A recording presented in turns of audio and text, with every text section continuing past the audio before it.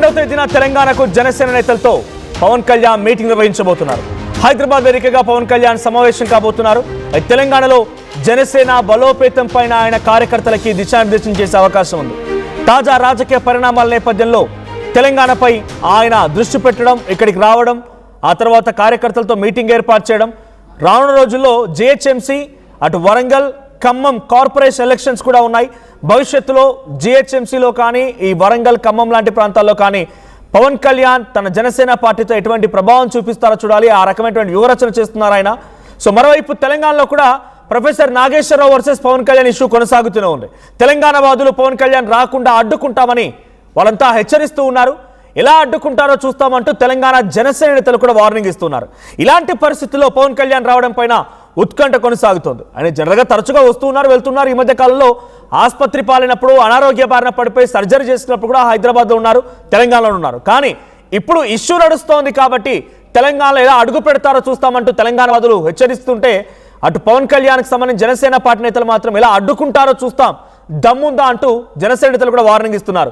రెగ్యులర్గా వచ్చేటువంటి పవన్ కళ్యాణ్ వస్తూ వెళ్తున్నప్పటికి ఇంత అట్రాక్షన్, ఇంత అటెన్షన్ లేదు. కానీ ఇప్పుడు నాగేశ్వరరావు పైన కేసులు నమోదైన దృష్ట్యా, ఆయన మాట్లాడిన మాటలు జన సైనికులు విభేదించిన దృష్ట్యా, ఆయనని పేటీఎం బ్యాచ్ అంటూ కొంతమంది సంబోధించిన దృష్ట్యా, ఆయనకి ఏకంగా ఫోటోలు గ్రాఫిక్స్ చేస్తూ వైసీపీ కండువాలేసి తనని అసభ్యంగా చూపించిన కోణం కానీ, ఇవన్నీ కలగలిపి ఒక బిగ్గెస్ట్ వార్కి తెరదీసింది.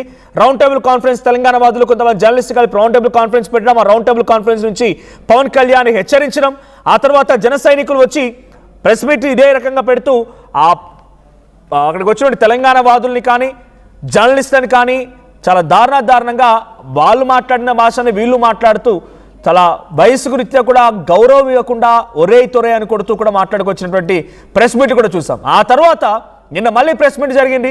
ఈ ఉద్రిక్తత కొనసాగుతూనే ఉంది. ఒకరిపై ఒకరు ఛాలెంజ్ చేస్తూ ప్రెస్ మీట్ పెట్టాలు. Telangana Andhra sentiment, Pawan Kalyan versus professor Nageswararao sentiment, ఇవన్నీ రగులుతున్న సమయంలో ఆయన జనసేన నేతలతో ఒక మీటింగ్ పెడుతున్నారు అనేటువంటి ఈ విషయం కొంత హాట్ టాపిక్ అయింది.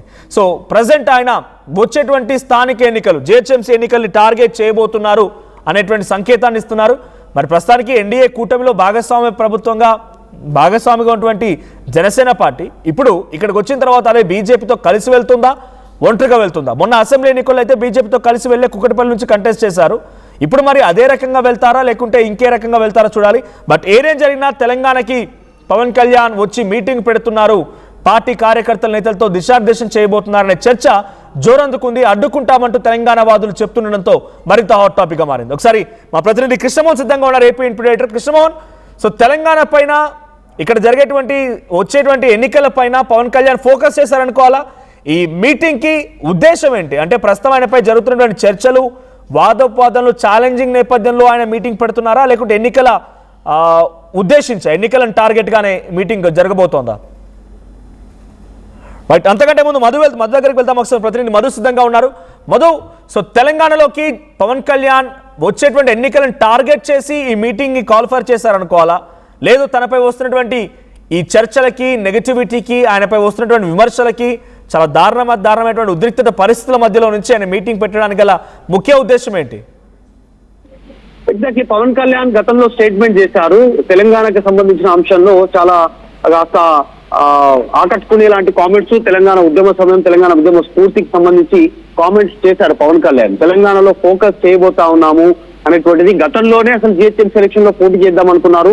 అప్పుడు బీఆర్ఎస్ అధికారంలో ఉన్నప్పుడు బీజేపీ చర్చలు చేసిన తర్వాత పవన్ కళ్యాణ్ పోటీ చేయడానికి కాస్త వెనకడిగేశారు, తప్పుకున్నటువంటి సిచ్యువేషన్ కనిపించింది. మళ్ళీ ఈసారి పవన్ కళ్యాణ్ జిహెచ్ఎం సెలక్షన్ లో ఫోకస్ చేయనున్నారు. స్థానికంగా అక్కడ ఉన్న జనసేన పార్టీని బలోపేతం చేయనున్నారు, ఇక్కడ ఉన్నటువంటి నాయకులతో మాట్లాడారు అనేటువంటిది మనం చూసాం, వార్తలు వినిపించాం దీనికి సంబంధించి.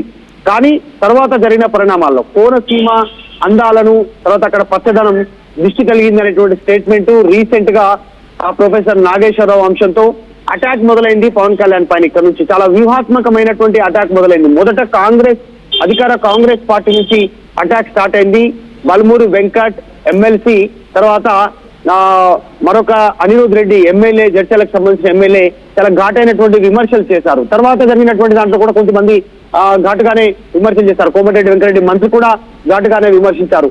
తర్వాత అది బీఆర్ఎస్ నాయకులు కూడా కాస్త స్ట్రైట్ గానే పవన్ కళ్యాణ్ టార్గెట్ చేసే ప్రయత్నం చేశారు.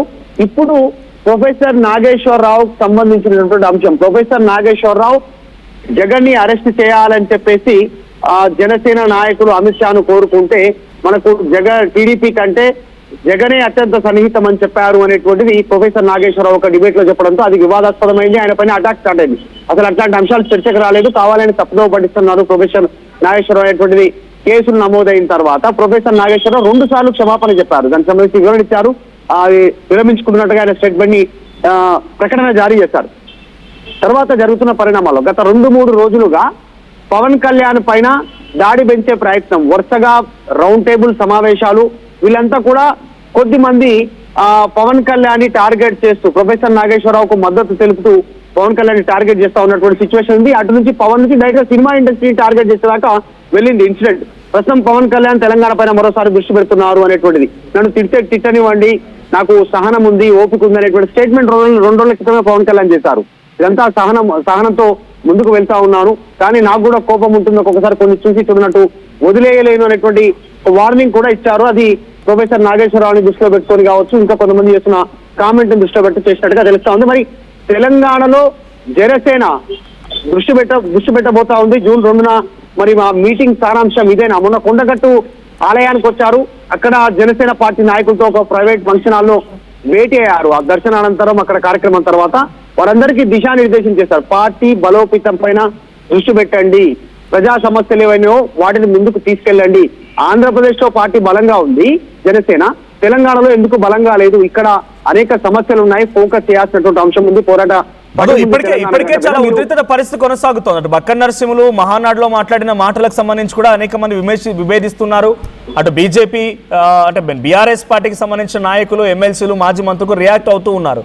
ఇదే సమయంలో అటు ప్రొఫెసర్ నాగేశ్వర్ ఇష్యూ కూడా తెర మీదకి వచ్చింది. అప్పుడే ఆంధ్ర తెలంగాణ ఇష్యూ, అటు మహానాడు కార్యక్రమంలో బక్కన్ నరసింహులు మాట్లాడిన మాటలు, పవన్ కళ్యాణ్ పైన నాగేశ్వర్ చేసిన మాటలకి ఆయన రియాక్షన్, పోలీసులు వస్తున్నారనే చర్చ, ఇవన్నీ ఉద్రిక్తతల మధ్యలో నుంచి వరుస ప్రెస్ మీట్లు ఒకరినొకరు ఛాలెంజ్ చేసుకుంటున్నారు. పవన్ కళ్యాణ్ టార్గెట్ చేసి జర్నలిస్టులు, కొంతమంది తెలంగాణ వాదులు ప్రెస్ మీట్ పెడితే జన సైనికులు వాళ్ళు కూడా వచ్చి టార్గెట్ చేసి తెలంగాణ వాదుల్ని, కొంతమంది జర్నలిస్టుని టార్గెట్ చేసి వాళ్ళు మాట్లాడుకొచ్చారు. ఇప్పుడు మళ్ళీ నిన్నొక ప్రెస్ మీట్ జరిగింది. వీటన్నిటి ఛాలెంజెస్ మధ్యలో నుంచి పవన్ కళ్యాణ్ వస్తున్నారు అన్నప్పుడు పోలీస్ ప్రొటెక్షన్ ఎలా ఉండబోతోంది?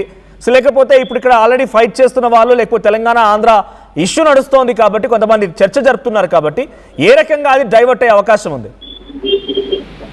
ఎగ్జాక్ట్లీ, అంటే పవన్ కళ్యాణ్ టార్గెట్ గా విమర్శల దాడి పెరుగుతుంది. అది స్థాయి ఎట్లా, ఏ స్థాయి ఉంది అంటే మంత్రులు, విప్పులు, ఎమ్మెల్యేల నుంచి మొదలుకుంటే కింది స్థాయి వరకు గ్రౌండ్ లెవెల్లో కొంతమంది రౌండ్ టేబుల్ సమావేశం ఏర్పాటు చేసుకుని పవన్ కళ్యాణ్ టార్గెట్ చేస్తున్నట్టుగా తెలిసింది. వీరికున్న సమాచారం ఏ మేరకు సమాచారం ఉందో తెలీదు. వచ్చేటువంటి జనరల్ ఎలక్షన్ లో, ఇప్పుడు జిహెచ్ఎంసీతో పాటు వచ్చేటువంటి జనరల్ ఎలక్షన్ లో ఆంధ్రప్రదేశ్ లో ఎట్లయితే కూటమి ప్రభుత్వం ఏర్పడిందో సేమ్ అట్లాగే తెలంగాణలో కూడా కూటమి ప్రభుత్వం ఏర్పడే అవకాశాలు ఉన్నాయి. దానికోసం సమీకరణలు జరుగుతున్నాయి అనేటువంటిది. ఇప్పుడు ఈ మధ్యకాలంలో మనం చూసాం, కొన్ని ఇన్సిడెంట్స్ గతంలో మొన్న బీఆర్ఎస్ అధికారంలో ఉన్నప్పుడు ఖమ్మంలో ఎన్టీఆర్ విగ్రహం పెడితే ఇక్కడ కాంగ్రెస్ అధికారంలోకి వచ్చిన తర్వాత అమీర్పేటలో రేవంత్ రెడ్డి విగ్రహం పెట్టారు. అసలు ఎన్టీఆర్, ఇందిరా ఇద్దరు ఒక శకం ఒక యుగం అనేటువంటి స్టేట్మెంట్ చేస్తుంటే సెటిలర్ ఓట్లని క్యాప్చర్ చేసుకోవడానికి అన్ని పార్టీలు చాలా తీవ్రంగా ప్రయత్నం చేస్తా ఉన్నాయి. దాన్ని బీఆర్ఎస్ కూడా పెద్దగా వ్యతిరేకించలేదు ఎన్టీఆర్ విగ్రహాన్ని నిన్న పెడితే.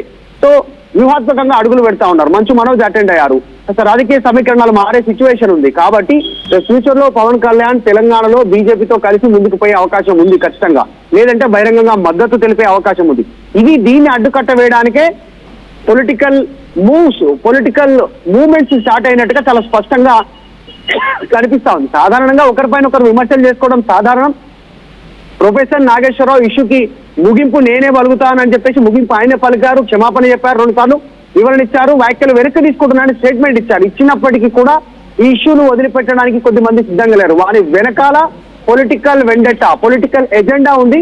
దాన్ని ప్రొఫెసర్ నాగేశ్వరరావును ముందు పెట్టి ట్రావెల్ చేసే ప్రయత్నం చేస్తున్నారు. దాన్ని ఎవరు క్యాప్చర్ చేసుకునే ప్రయత్నం చేస్తా ఉన్నారు, దాని వెనకాల ఉన్న వాళ్ళు ఎవరు అనేటువంటిది చర్చ ప్రస్తుతం కొనసాగుతుంది. పవన్ మాత్రం వీటిని పట్టించుకోవడానికి సిద్ధంగా లేరు. ఆల్రెడీ గతంలోనే మన కొండగట్టు జాతరకు వచ్చినప్పుడు, కొండగట్టు హనుమాన్ టెంపుల్కి వచ్చినప్పుడు అక్కడ జనసేన నాయకులకు దిశానిర్దేశం చేశారు. పార్టీ బలోపేతం పైన దృష్టి పెడతా ఉన్నామని మొత్తం కమిటీలను రద్దు చేశారు. జనసేనలో మొన్నటి వరకు జనసేన తెలంగాణ పార్టీ అధ్యక్షులు కానీ, యువసేన నాయకులు కానీ మహిళా వింగ్ కానీ ఇవన్నీ ఏవైతే విభాగాలు ఉన్నాయో వాటి రద్దు చేసి ఒక జనరల్ సెక్రటరీ నియమించారు. స్ట్రీమ్ లైన్ చేస్తా ఉన్నారు. త్వరలోనే పార్లమెంటు తర్వాత ఉమ్మడి జిల్లాలు అసెంబ్లీ నియోజకవర్గాల వారిగా ఇన్ఛార్జ్లను నియమించనున్నట్టుగా తెలుస్తుంది. దానికి సంబంధించినటువంటి కసరత్తు కొనసాగుతా ఉంది. సో పవన్ తెలంగాణలో ఎంట్రీ అయితే ఎట్లా ఉంటుంది? ఇప్పటికే తెలంగాణ అదే రోజు తెలంగాణ ఆవిర్భావ దినోత్సవం కూడా ఉంది. తెలంగాణ ఫార్మేషన్ డే కూడా ఉంది June 2న. అప్పటికి తెలంగాణ ఆ ఒక్కరోజు వరకు డెఫినెట్గా ఆ రోజు కొన్ని వేడుకలు ఉంటాయి. అధికార కాంగ్రెస్ పార్టీ కానీ బీఆర్ఎస్ కానీ బీజేపీ కానీ తెలంగాణ ఆవిర్భావ దినోత్సవాలు చేసుకోవాల్సిందే. అదే రోజున జనసేన పార్టీ కార్యకర్తలు మీటింగ్ పెట్టడం ఎలా చూడాలి? వాళ్ళు కూడా ఆవిర్భావ సభలో పాల్గొంటారా? ఆవిర్భావ వేడుకలు వాళ్ళు కూడా చేసుకుంటారా? తెలంగాణ ఫార్మేషన్ డే సెలబ్రేషన్స్ ఉంటాయా? ఇఫ్ ఎట్ ఆల్ ఇప్పుడు జరుగుతున్న సిచ్యువేషన్లో తెలంగాణ ఆంధ్ర అనేటువంటి సెంటిమెంట్ మళ్ళీ ఒకసారి కొంతమంది దగ్గర నుంచి వస్తోంది కాబట్టి ఆ ఫార్మేషన్ డేలో ఆయన పార్టిసిపేట్ చేస్తారా? చేయకపోతే పరిస్థితి ఏంటి? ఎగ్జాక్ట్లీ మేబీ ఆ పార్టీ తరఫు నుంచి పవన్ అటెండ్ అవుతారా, ఇక్కడ ఉన్నటువంటి పార్టీ నాయకులు అటెండ్ అవుతారా, ఇంకా క్లారిటీ రావాల్సింది. కాకపోతే తెలంగాణ జనసేన పార్టీకి సంబంధించి జనరల్ సెక్రటరీగా ఒక ప్రముఖ పారిశ్రామికవేత్త పవన్ కళ్యాణ్ అత్యంత సన్నిహితంగా ఉన్నటువంటి వ్యక్తి రామ్ తల్లూర్ అనేటువంటి వ్యక్తి, ఖమ్మం జిల్లాకు సంబంధించిన వ్యక్తి, ఆయనను నియామకం చేస్తారు. ప్రస్తుతం ఆయనే మానిటరింగ్ చేస్తా ఉన్నారు పార్టీని ఎట్లా స్ట్రీమ్ లైన్ లోకి తీసుకోవాలి పవన్ కళ్యాణ్ సూచనల మేరకు. ఆల్రెడీ పవన్ కళ్యాణ్ చేసినటువంటి వ్యాఖ్యలతో ఆంధ్ర అనేటువంటి ఒక ఆయనకు ఆపాదించే ప్రయత్నం జరుగుతుంది అనేటువంటి జనసేన పార్టీ నాయకులు చెప్తా ఉన్నారు. ప్రకటన జారీ చేశారు. ఆయన ఊరికే ఏదో వారసత్వంతో రాజకీయాల్లోకి రాలేదు పవన్ కళ్యాణ్. తెలంగాణను గౌరవిస్తారు. యాస్టిజ్ గా తెలంగాణ ఉద్యమాన్ని చాలా రెస్పెక్ట్ చేస్తారు. ఆయన ఊరికే రాలేదు, కష్టపడి 10 సంవత్సరాల వైపు 10 సంవత్సరాలు ప్రతిపక్షంలోనే ఉన్నారు. ఇప్పుడు డిప్యూటీ సీఎం అయ్యారు. అంత ఈజీగా రాలేదు. ఆయన కొన్ని సమస్యలు తెలుసు అనేటువంటిది జనసేన పార్టీ నాయకులు చెప్తా ఉన్నారు. సో నెక్స్ట్ తెలంగాణ పైన పవన్ దృష్టి ఉండనుంది. జనసేన GHM సెలక్షన్ లో పార్టిసిపేట్ చేయనుంది. ముఖ్యంగా షేర్లింగపల్లి, కుక్కట్పల్లి, KPHB, తర్వాత మేడ్చల్, ఎల్బీ నగర్ ఈ ప్రాంతాల్లో, మల్కాజ్గిరి, ఈ బంజారా హిల్స్, జూబ్లీ హిల్స్ ఈ ఏరియాలో ఎక్కువగా ఫోకస్ చేసే అవకాశం ఉంది. దాంట్లో ఎంత మేర ప్రభావం చూపుతుంది? ఒంటరిగానే పోతారా లేదా నిజంగానే బీజేపీతో కలిసిపోతారా? చర్చ జరిగే అవకాశం ఉంది. రాజకీయ చర్చ కూడా ఉంది. జనసేన పార్టీ పోటీ చేసిన చోట్ల దాదాపుగా ఎక్కడ కూడా డిపాజిట్ కూడా లభించలేదు. సో డిపాజిట్ కూడా లభించినటువంటి పార్టీ తెలంగాణలో జనసేన అనేటువంటి పేరుతో ఇప్పుడు మళ్ళీ రాణించగలుగుతుందా అనేటువంటి కొన్ని మీమ్స్ సోషల్ మీడియాలో తనకు వ్యతిరేక వర్గం అంటామా లేకపోతే కొంతమంది నెగిటివ్స్ అంటామా వాళ్ళంతా కూడా చర్చ పెడుతూ ఉంటారు. సో అటువంటి పార్టీని ఇప్పుడున్న సిచ్యువేషన్లో ఇక్కడ ఆల్రెడీ బలమైనటువంటి కాంగ్రెస్ ఉంది, బీఆర్ఎస్ ఉంది, బీజేపీ ఉంది, తర్వాత ఇప్పుడు కవిత తను కూడా తెలంగాణ ఉద్యమకాలంలో చాలా క్రియాశీలకంగా పనిచేశారు. జాగృతితో క్షేత్రస్థాయిలో కమిటీలు ఉన్నాయి. తెలంగాణ రక్షణ సేన అంటే ఏర్పాటు చేసుకున్నారు. వీటన్నిటి మధ్యలో నుంచి జనసేన యాక్షన్ ప్లాన్ ఏముండే అవకాశం ఉంది? ఇక్కడ ఎస్టాబ్లిష్ ఉన్నటువంటి పార్టీస్ ఆల్రెడీ స్ట్రాంగ్గా ఉన్న పార్టీస్ని కాదని జనసేన వైపుగా పబ్లిక్ని మళ్లించడానికి పవన్ కళ్యాణ్ అంతటి స్థాయిలో వర్క్ చేయగలుగుతారా?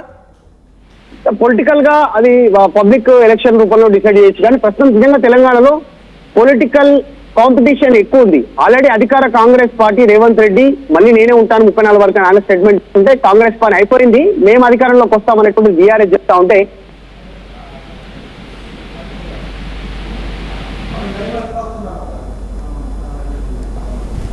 Right. Thank you Madhu. So మొత్తంగా తెలంగాణ జనసేన పార్టీ నాయకులతో June 2వ తేదీన తెలంగాణ ఫార్మేషన్ డే రోజునే పవన్ కళ్యాణ్ మీటింగ్ ఏర్పాటు చేశారు. సో ఇది ఒక స్పెషల్ మీటింగ్ అనే ఆ పార్టీ భావిస్తోంది. ఇప్పటికీ అన్ని రకాల ఏర్పాట్లు కూడా చేసుకున్నారు మీటింగ్ సంబంధించి తెలంగాణ జన సైనికులు. సో ఇటువైపు నుంచి ఆల్రెడీ ప్రొఫెసర్ నాగేశ్వర్ ఇష్యూతోనే అగ్గి రాచుకుంది. పవన్ కళ్యాణ్ వర్సెస్ నాగేశ్వర్ ఇష్యూ ఒకటి ఆంధ్ర తెలంగాణ సెంటిమెంట్గా మారింది. ఆ సిచ్యువేషన్ కాస్త మరుసటి రోజే మహానాడు వేదికగా బక్కన్ నరసింహను మాట్లాడిన మాటలు, తెలంగాణ అనే పదానికి డిక్షనరీలో అర్థం లేదని రకంగా మాట్లాడిన మాటలు, అవి తర్వాత తెలంగాణ ఆంధ్ర సెంటిమెంట్ మరోసారి రాచుకుంది. నిన్న కూడా మీడియా సమావేశాల్లో పలువురు పవన్ కళ్యాణ్ పైన చాలా దారుణంగా వాళ్ళ యొక్క ప్రతాపాన్ని, వాళ్ళ ఆగ్రహాన్ని చూపించారు. పవన్ కళ్యాణ్ పై మరోసారి వారంతా కూడా రెచ్చిపోయారు. సో అది సెంటిమెంట్ కూడా కనబడుతోంది. ఇవన్నిటి మధ్యలో నుంచి ఆయన రెగ్యులర్గా వస్తున్నారు. మొన్న సర్జరీ టైంలో కూడా ఇక్కడే ఉన్నారు ఆయన. మోదీ కూడా ఆయన ఇక్కడే కలిశారు. అనారోగ్య బారిన పడినటువంటి పవన్ కళ్యాణ్ ఇక్కడనే మోదీ వచ్చి కూడా ఆయన నివాసంలో కలిశారు. నివాసం ఉంది ఇక్కడ, ఆయన నివాసమే ఇక్కడ. రెగ్యులర్గా వస్తూ వెళ్తూ ఉన్నారు. కానీ ఇప్పుడు వచ్చేటువంటి రాక కొంత స్పెషల్గానే ఉండబోతోంది. తెలంగాణ వాదులు మాత్రం రాకుండా అడ్డుకుంటామని హెచ్చరిస్తున్నారు. మరి ఇప్పుడు ఆయన June 2వ తేదీన తెలంగాణ ఏర్పాటు జరిగినటువంటి రోజున, తెలంగాణ ఆవిర్భావ దినోత్సవం రోజున ఆయన కూడా ఇక్కడ జనసేన పార్టీ నేతలతో మీటింగ్ పెట్టడానికి సర్వత్రా ఆసక్తి రేపుతోంది. ఎలా ఉండబోతుందో చూడాలి. సో మీ అభిప్రాయం ఏంటి? జనసేన పవన్ కళ్యాణ్ రాకతో మీరెలా చూస్తున్నారు? అట్ ది సేమ్ టైం ఆయన వచ్చి తెలంగాణలో రాజకీయాల్ని మళ్ళీ తన వైపు తిప్పుకుంటాడా? జనసేన పార్టీ ఇక్కడ బలోపేతం చేస్తారా? మీరేమనుకుంటున్నారు? ఒకవేళ నిజంగా తెలంగాణ జనసేన బలోపేతం అయితే మీరు జనసేనకు ఓటడానికి సిద్ధంగా ఉన్నారా? మీ అభిప్రాయం ఏంటో కామెంట్ చేయండి. రైట్, ఒకసారి జన సైనికులు నిన్న ఆల్రెడీ మీడియా సమావేశంలో మాట్లాడి జనసేన నాయకుల మాటలు ఒకసారి వినండి. పవన్ కళ్యాణ్ని హైదరాబాద్ రాకుండా అడ్డుకుంటాం. ఎవరికైనా దమ్ముందా? మీకు దమ్ముందా చెప్పండి, తెలుసుకుందామా? ఆపగలరా? మీకు రాజ్యాంగ విలువలు తెలుసా? రాజ్యాంగ హక్కులు తెలిసే మాట్లాడుతున్నారా? తెలంగాణలో జనసేన పార్టీ చాలా బలంగా ఉండబోతుంది, ఖబర్దార్ గుర్తుపెట్టుకోండి. మేము ఇప్పటి వరకు చాలా ప్లీజింగ్గా కూడా కాదు, అరే మా కళ్యాణ్ గారు నేర్పిన సంస్కృతి అంటే మనం తగ్గాలి, తగ్గుదాం. కానీ మేము ఎదురు తిరగాల్సి వస్తే మాత్రం నిజంగా తట్టుకోలేరు. అది గుర్తుంచుకోండి. ప్రొఫెసర్ నాగేశ్వరరావు గారిది నేను ఎక్కువ వీడియోలు చూడను, కానీ నీది నేను మంచిగా చూసేటోన్నా. నువ్వు మాట్లాడితే చాలా మంచిగా మాట్లాడుతావు. ఎందుకంటే గత ప్రభుత్వంలో ఉన్నప్పుడు కూడా ఏంది అప్పుడున్న ముఖ్యమంత్రులు కూడా ఏ విధంగా మాట్లాడతారో, ఏ విధంగా పనులు చేస్తారో చెప్పేటోను. నీకు కాటికి కాలు జాపుతున్నావు నువ్వు కూడా ఇట్లా మాట్లాడడం.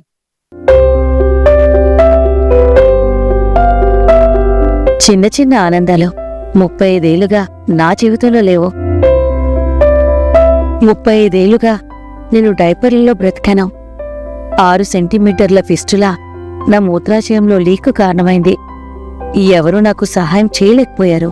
ఏఐఎన్యూలో వైద్యులను కలిసే వరకు అక్కడ వారు రోబోటిక్ శస్త్రచికిత్సతో నాకు పరిష్కారం ఇచ్చారు. వారు నా ఆత్మవిశ్వాసాన్ని కూడా తిరిగిచ్చారు. Precision Care makes it possible. The Center for Robotic Surgery at AINU